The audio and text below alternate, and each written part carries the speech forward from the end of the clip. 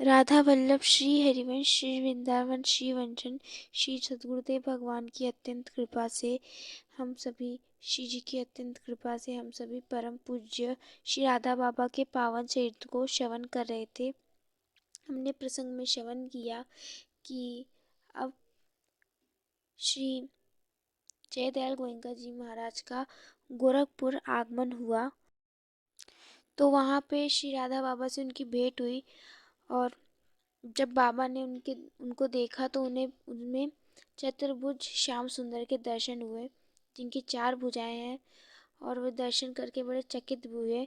परंतु अपनी मन की स्थिति तो बाबा की थी, वो बदल चुकी थी। अब उनकी जो दशा थी मन की, वो उन्होंने अभी श्री जयदयाल गोयनका जी के सामने प्रस्तुत नहीं किया। तो श्री शेठ जी महाराज तो गोरखपुर आए थे, परंतु उनका जो आगमन हुआ तो बहुत कम हुआ था, अल्पकालीन था।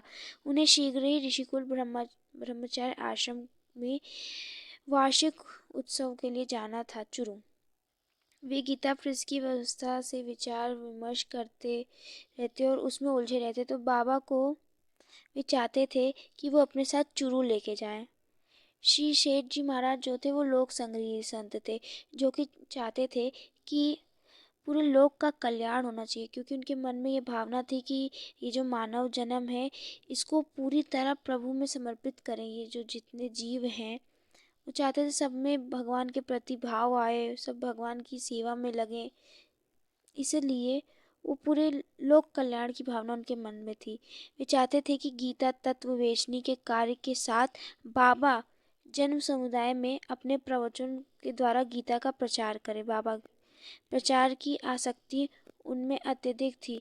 कोई यदि सुनने उनके पास आवे तो वे उसे सुनाने के लिए उसके घर पहुंच जाते थे। जो नहीं सुनना चाहता था उसके तो श्री गोयनका जी महाराज उसके घर चले जाते थे कि उसे सुनाने के लिए। और श्री शेठ जी महाराज की जो दिनचर्या थी वो तो एकांतिक हो ही नहीं पाती थी। वो केवल त्रिकाल संध्या करते समय, गायत्री जप करते समय एकांत रहते थे, और शेष जो समय रहता था वे चारों ओर से कार्यकर्ताओं से या फिर जिज्ञासु जनों से घिरे रहते थे।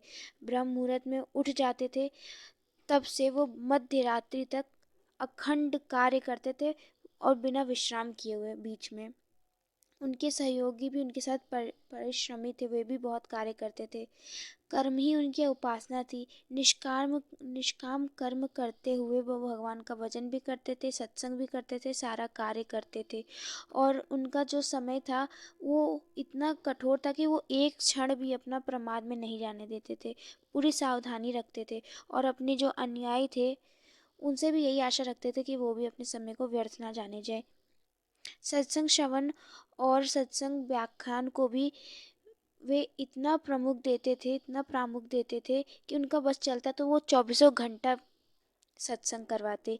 बाबा इधर दूसरी धारा में बह चले थे, इधर 3-4 माह से वो हनुमानगढ़ी में निर्जन स्थान पर एकांत कमरे में बंद रहते। बाबा किसी से मिला जुला भी नहीं करते थे और ना उनके पास कोई आता था। उनके पास तो केवल उनके जो आराध्य थे नीलमणि श्याम सुंदर आया करते थे, और वो उन्हीं से बात करते थे, उन्हीं के प्रेम में डूबे रहते थे। उनके आराध्य भगवान की परम दिव्य कृपा अमृत वर्षा उनके अहम मन चित्त में डूबी रहती थी। उनके मन की आंतरिक रुचि यही होती थी कि पूरा ब्रह्म संसार विस्मृत हो जाए और वह सांवरा सलोना मुरली मनोहर उनसे अपनी मधुर अति मधुर प्रीति भरी वाणी से बात करता रहे, बोलता रहे। वह जो भी इच्छा हो सो बोले, चाहे पोदाजी महाराज के गुण गाए, चाहे कुछ भी बोले, बस बोलते रहे, मुझसे बात करते रहे। बस उनके मन में अब यही रह गया था। इधर श्री शेठ जी महाराज उन्हें प्रवचन और कर्म में लगाकर लोक कल्याण में प्रवृत्त करना चाहते थे। बाबा की अलग दशा है, श्री शेठ जी महाराज कुछ और चाहते हैं। जब लोक होगा तब उनके लिए लोक कल्याण की होगी। अब तो कुछ उनके पास रह नहीं गया था, वो तो पूरे गोपी भाव में डूब चुके थे। ऊधो मन न भय 10-20 एक हूते, सो गयो श्याम संग को अवराधे ईस। ईश्वर होए तो ईश्वर की आराधना हो, ब्रह्म हो तो ब्रह्म ज्ञान का प्रयास हो। जब मन ही प्रियतम श्याम सुंदर के संग चला गया और मन एक ही यहाँ था, अनेक भी होते तो दूसरे मन से ब्रह्म ज्ञान और ईश्वर आराधना हो जाती। अब कौन कैसे उद्धव के उपदेश को अपने में उतारे। इसी प्रकार बाबा का तो मन ही लोक से छोड़कर अपने प्रियतम श्याम सुंदर में रम गया था। अब लोक उद्धार भला हो तो कैसे हो। वे निरंतर वैचारिक द्वंद्व में हो गए थे। अब उनका मन रह ही नहीं गया है। अब तो मन उनका एकदम परिवर्तित दशा में हो गया है। तो अब गीता तत्व का कार्य हो पाना तो बड़ा मुश्किल सा लग रहा था, निश्चित नहीं लग रहा था। फिर श्री गोयंका जी के रूप में भी उन्हें अपने आराध्य के दर्शन होते थे। वही मनोहारिणी मुख छवि, वही स्वांग सुंदर रूप, मात्र 2 भुजा के स्थान पर 4 भुजाएं और आ गई हैं। वंशी त्याग हुआ है, परंतु अब अवहेलना भी तो नहीं की जा सकती है। भगवान नारायण पूज्य तो हैं ही। फिर उन्होंने ही गीता कार्य का स्वयं ही श्री शेठ जी के सन्मुख प्रस्ताव रखा था। अपने वचनों को वो कैसे ठोकर दे सकते हैं, उन्हें तो अपने वचनों की रक्षा करनी ही थी। इस वचन का पालन तो उन्हें पूरी प्रशक्ति लगाकर करना था। तो बाबा करते भी हैं। उस समय गोरखपुर से चूरू जाने में कम से कम 3 दिन तो लग जाता था। ये रेल यात्रा करनी पड़ती 3 दिन की। तो गोरखपुर से सायंकाल अवध तिरहुत रेलवे से चलते और सुबह लखनऊ स्टेशन पहुंचाती थी। वहां से पूर्वी रेल द्वारा दिल्ली पहुंचाना होता था। ये गाड़ी भी दिन भर लखनऊ रुकने पर सायंकाल शाम के मिलती थी। फिर बीकानेर स्टेशन रेलवे भी दिल्ली से लगभग सायंकाल 7 बजे छूटती थी। सो मध्य यात्री 2 बजे चूरू पहुंचाती थी। श्री शेठ जी महाराज स्वयं तो फर्स्ट क्लास में बैठ चलते थे, क्योंकि वे अर्थ संपन्न गृहस्थ थे, तो वे फर्स्ट क्लास में चलते थे। बाबा सन्यासी थे, तो उन्हें किसी भी गृहस्थ का कम से कम आर्थिक भार लेना रहता था। तो वे भावना में रखते थे इसी बात को कि वो निम्न श्रेणी में बैठेंगे, यात्रा करेंगे, या फिर वो पैदल ही चल के सारे कार्य करेंगे। ऐसी उनकी मान्यता थी। तो श्री जयदयाल गोयंका जी महाराज ने उनका 3rd क्लास में टिकट कटवा दिया। उन दिनों निम्न श्रेणी में बहुत ज़्यादा रिजर्वेशन नहीं होता था, लेकिन उच्च श्रेणी वाले मतलब फर्स्ट क्लास में काफ़ी रिजर्वेशन हो जाता, व्यवस्था हो जाती थी। निम्न श्रेणी में बेशुमार यात्री भेड़ बकरियों की तरह चलते रहते थे और लोग भीड़ को रोकने के लिए 3rd क्लास कंपार्टमेंट के दरवाजे को बंद करके भीतर से सिकटनी लगा देते कि बाहर वाले तो बाहर में ही रह जाएं, जो अंदर हैं वो अंदर ही रहें।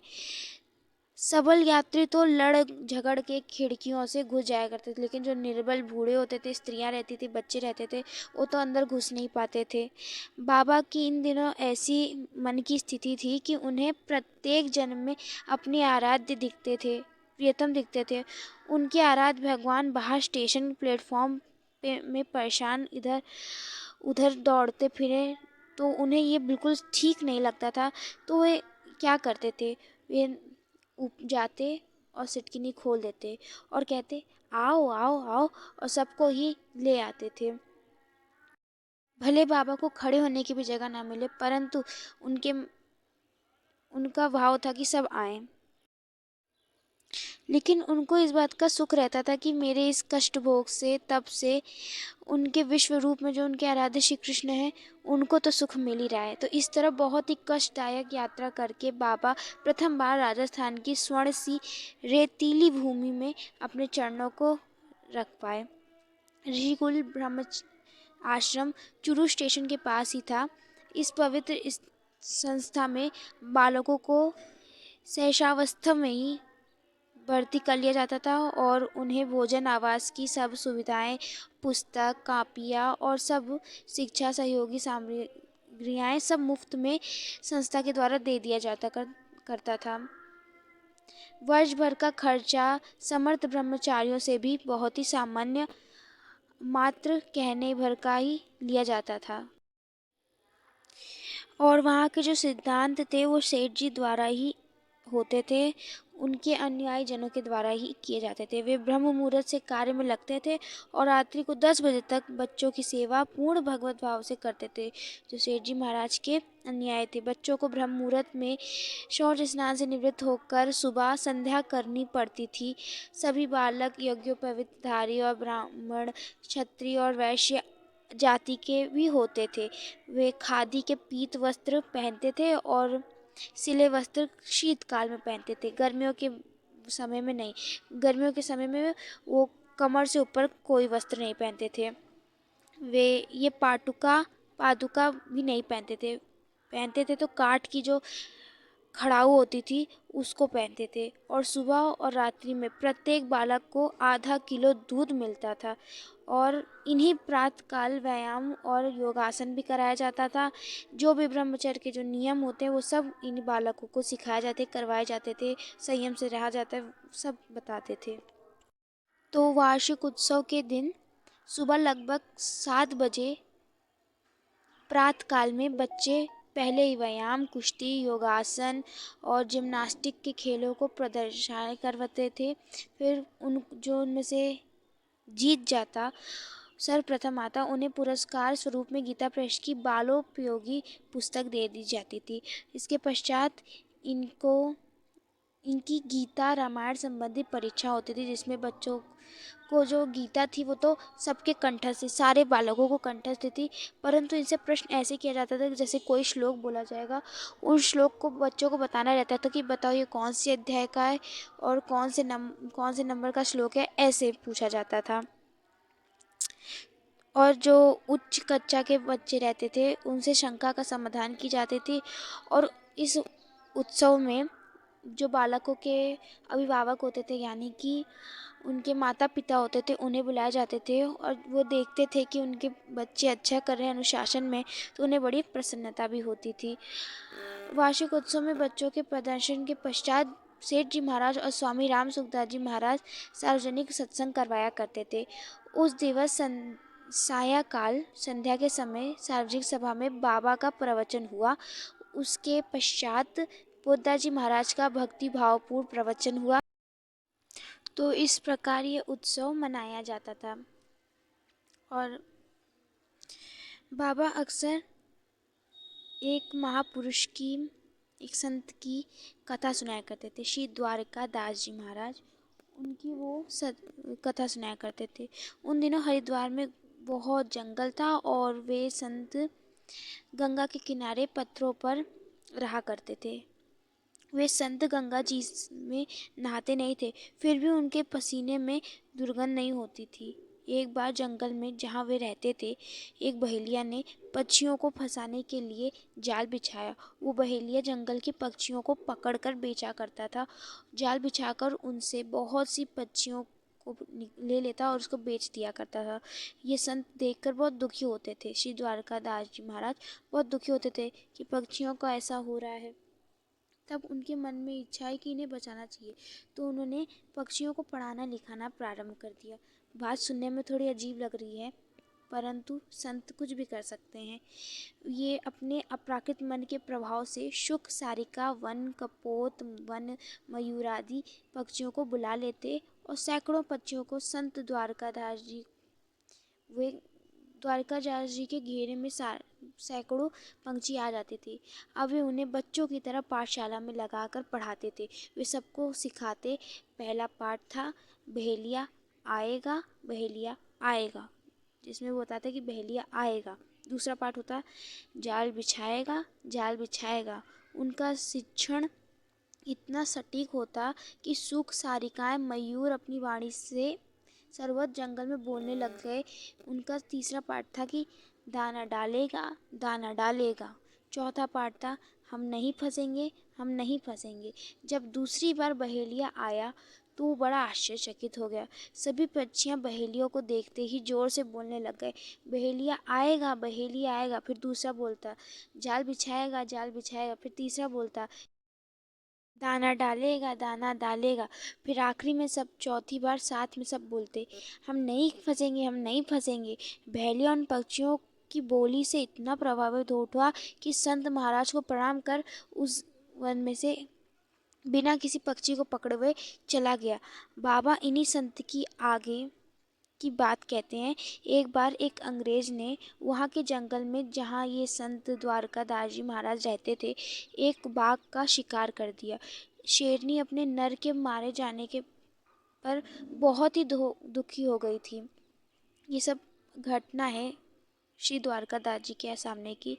वो इतनी प्रतिशोध हो गई कि अगर कोई भी गोरा गोरा अंग्रेज आता और जंगल में दिख जाता, कई अंग्रेज तो ठेकेदारी के लिए आते थे लकड़ी की, तो उनका आवागमन होता है, तो उनमें से 5 गोरे वालों को वो जो शेरनी होती है वो भक्षण कर ली रहती है। तो एक जो अंग्रेज होता है वो गुस्सा हो जाता है और शेरनी के ऊपर वार करने का सोचता है, और इधर जो वो शेरनी होती है वो भी उसे मारना चाहती है। तो दोनों एक ही साथ आने लग गए और एक दूसरे पे प्रहार करना चाहे, परंतु झपट्टा जैसे मारा, उसी वक्त श्री संत द्वारकादास जी महाराज दोनों के बीच में आ गए और उन्होंने शेरनी के सीधे कान को पकड़ा और उसे उपदेश दिया कि क्रोध थूक दे, सभी गोरी चमड़ी वाले हत्यारे नहीं होते। अब आगे से किसी भी अंग्रेज को मत मारना। वो अंग्रेज इस दृश्य को देख के बड़ा चकित रहेगा कि ये कैसे बात कर सकते हैं। उन्होंने उस शिकारी को भी मना कर दिया कि आज के बाद ये शेरनी तुम्हें परेशान नहीं करेगी और तू भी किसी के शिकार मत करना। वह शेरनी उस अंग्रेज के सामने ही महात्मा जी की 1 या 2 परिक्रमा करके वहाँ से चली गई। ऐसे बाबा अपने जनों को संतों के बारे में कथा सुनाते करते थे। तो श्री जी की अत्यंत कृपा से अभी बाबा के चरित्र को, प्रसंग को यहीं पे विश्राम देते हैं। लाडली जी की कृपा से आगे के चरित्र को हम श्रवण करेंगे कल।